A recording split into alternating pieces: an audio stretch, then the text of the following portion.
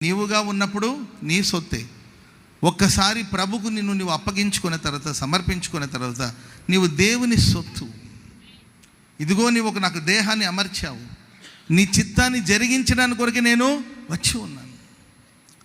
ప్రభుతో చేసుకునే నిబంధన, ప్రభుతో మనం చేసుకునే నిబంధనలో అంతం వరకు నిలబడి ఉండాలి. ఆ ప్రతిష్టను కాపాడుకోవాలి.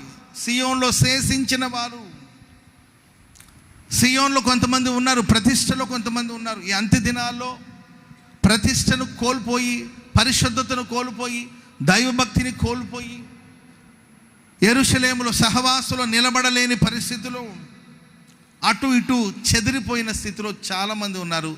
అయితే ఎవరైతే ఆ ప్రతిష్టలో నిలబడి ఉంటారో, ఎవరైతే సంఘంలో నిలబడి ఉంటారో, యెరూషలేములో ఆ సమాధానంలో ఎవరైతే నిలబడి ఉంటారో, జీవం పొందడానికి కోసం దాఖలైన వారు